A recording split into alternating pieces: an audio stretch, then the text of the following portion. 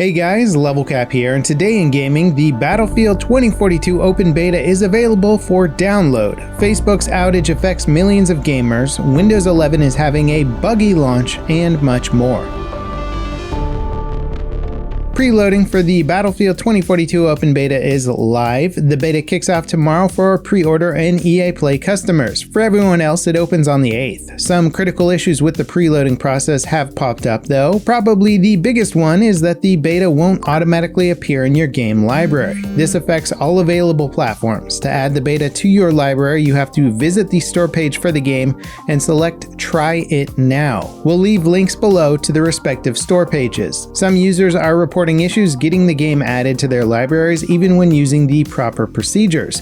DICE are working on these problems and will update players via social media as they fix things. If you're playing the beta on PC, make sure you update your GPU drivers to the latest release. NVIDIA launched game-ready drivers that include performance optimizations for the beta. The other major issue is Xbox players will need to have an Xbox Gold subscription to play. PlayStation users don't need PlayStation Plus. One bit of good news for console players is that all standard digital editions of 2042 include a next-gen upgrade.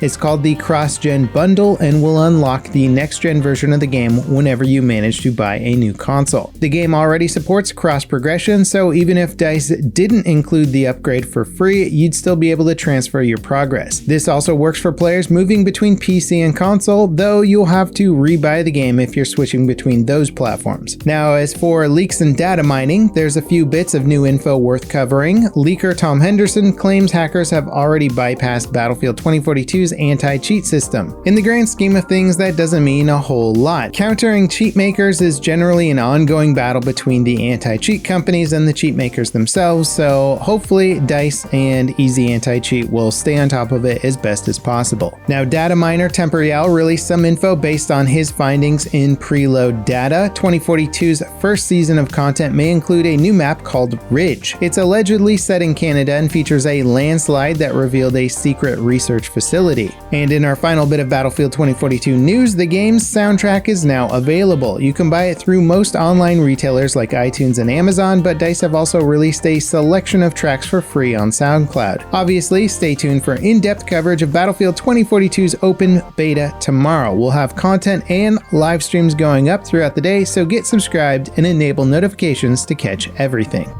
Facebook haters rejoiced yesterday as the site and associated services disappeared from the internet for nearly 6 hours.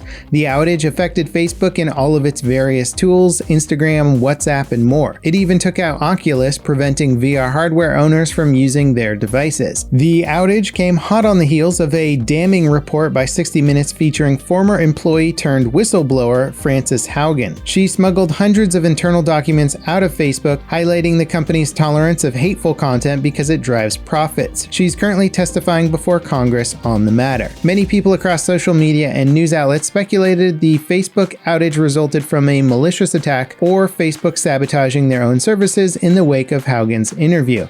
Facebook claims the incident was caused by configuration changes to the backbone routers that coordinated network traffic between their data centers.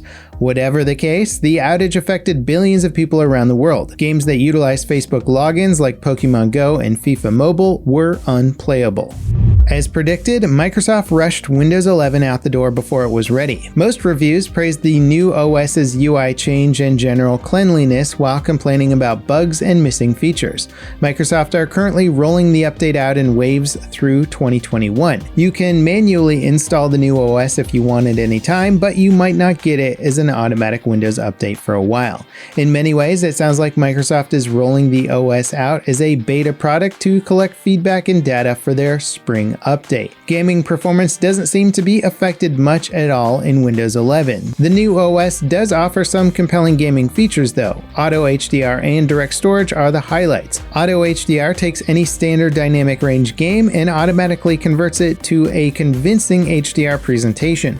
If you have an HDR display, Windows is finally ready for you. And direct storage massively improves load times and other storage related tasks, but we won't see widespread adoption for a while since developers have Microsoft to add support for it to their games. Ultimately, it probably doesn't make a ton of sense to upgrade to Windows 11 right now unless you want auto HDR. And even then, Windows 10 is going to get that feature. Our recommendation is wait for Microsoft to address top concerns with their new OS before upgrading, especially if you're planning on playing Battlefield 2042's beta. Amazon's MMO New World rocketed past 900,000 concurrent players. The game has proven to be such a smash hit that even Amazon, aka the company responsible for Amazon's web services, which hosts a huge chunk of the entire internet, can barely keep up with the game's demand. They've implemented some restrictions on new players to alleviate server queue times. Players will not be able to create new characters on servers that are already full. As for the game trashing GPUs, well, we're still seeing reports, but there's no official word on a cause or solution just yet. If you're experiencing any black screen crashes while playing New World, you should probably take a break until the issue is resolved so you don't destroy your GPU. Alan Wake Remastered just launched to high praise from critics and fans alike. The remaster isn't a proper remake, so don't expect an entirely new experience, but it does faithfully update the game. It offers 4K support, improved lighting, more detailed textures, enhanced character models, and more. Alan Wake Remastered is available on PC and both console generations.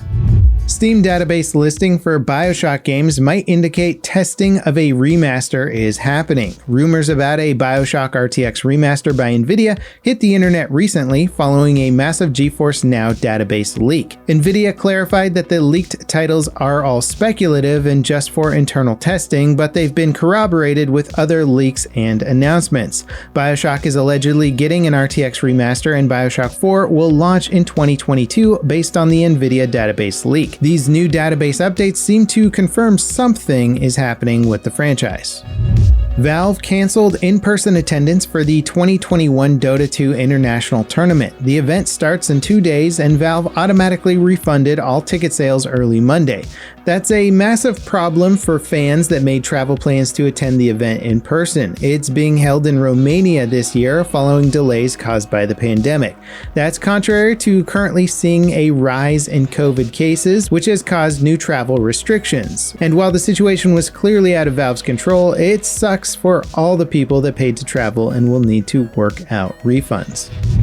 Before we get to our final story, don't miss out on Battlefield 2042's open beta coverage. We'll be live with content as soon as the beta opens. Hope to see you guys there, and happy battlefielding. Marvel's Guardians of the Galaxy game is looking mighty impressive on PC. The developers released a PC features trailer highlighting the game's support for ray tracing, HDR, 8K output, and more. Pretty much every scene in the trailer is stunning in one way or another. Previews of the game have seemed to be much more positive than the Marvel's Avengers game released by the studio late last year. That game launched to widespread criticism that saw its player base dwindle almost immediately. Hopefully, Guardians of the Galaxy fares a bit better. And that wraps it up for today in gaming. As always, guys, thank you so much for watching. Don't forget to drop by tomorrow for the live stream, and I'll see you next time. This is Level Cap signing off.